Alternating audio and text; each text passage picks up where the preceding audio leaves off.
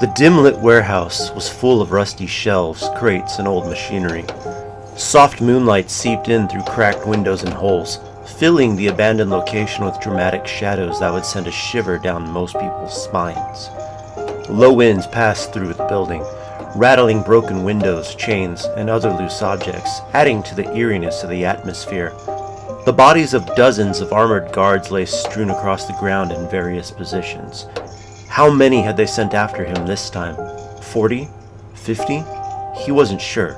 He hadn't counted. The last few guards he hadn't gotten to yet hadn't given up. They moved through the dimly lit location, weapons at the ready, waiting like lions eager to pounce on unsuspecting prey. Colt watched them from the shadows, trying to figure it out. Were they regular people? Did some have powers? He didn't know. But likely, it didn't even matter. The hunters always started like lions, till they learned that Colt wasn't the prey. He reloaded his revolver, a Colt Python, which amused him as it shared the name Colt with him. Or was that why he had chosen the weapon? Its polished surface gleamed in the moonlight menacingly, and caused his pursuers to turn in the direction of the sudden flash. Bullets burst from their guns with an array of shouts and hard words. It didn't matter. Colt wasn't in that spot anymore. As the time passed, and this same event unfolded a couple more times, beads of sweat began to form on the foreheads of the hunters. Were they hunting a man, or were they hunting a ghost? He taunted them from the shadows in a Scottish accent that echoed through the warehouse. A single bullet cracked from Colt's gun, and one of the men dropped to the ground. The others spun around, frantic, and the last semblance of confidence slipped away as they realized they were the ones being hunted.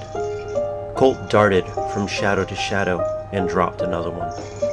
The men froze as they watched the true hunter walk into the dimly lit light and into view. He wasn't big. If anything, he was closer to scrawny. Shaggy red hair adorned his head, and he wore a shirt and tie with a large leather jacket. He was dressed for business. This was his business. This is what he did. His eyes, color unperceptible in the dim lighting, seemed to pierce right through the remaining individuals. Finally, Colt spoke directly to the group as he pointed his revolver at the remaining people. Well, I think that is enough for tonight.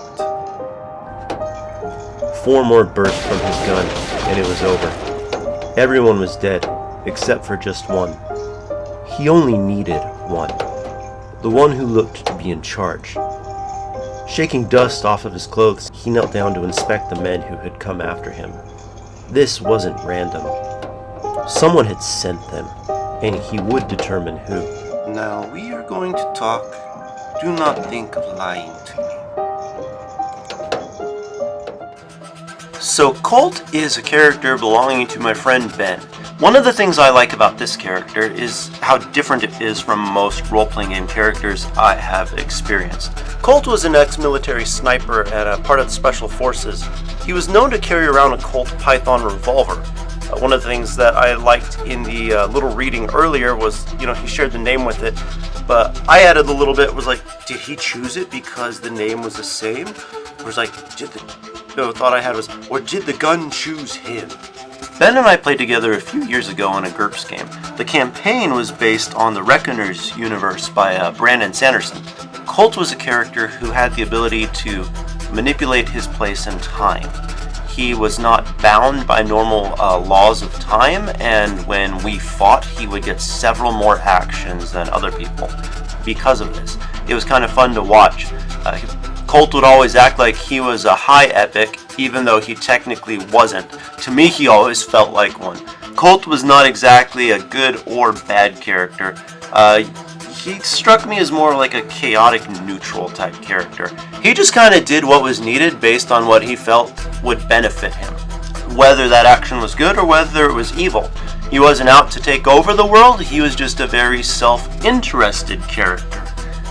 A good example of this is we had a character who didn't have any armor, and so Colt simply walked up to a sleeping guard, a drunk guard, belonging to a very evil boss, shot him, and then gave the armor of the guy that he'd killed to the party member who didn't have armor.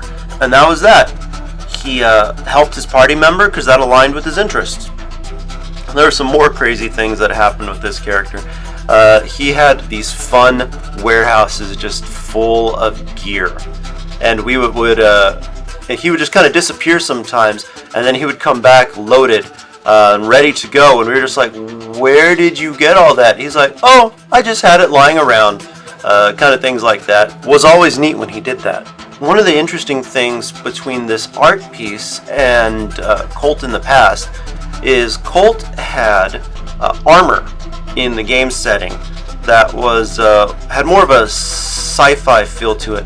For this one, I went for a more organic looking outfit, honestly kind of based off something like John Wick, because to me it feels like that's kind of the way Colt is. He gets in, he does what he needs to do, he gets out. He might one thing that's a little different than John Wick is Colt might play around a little bit more than John does, but that's Colt's personality. He has this red hair that just kind of dangles across his face, and he's got this thick Scottish accent, which people are not going to forget if they survive.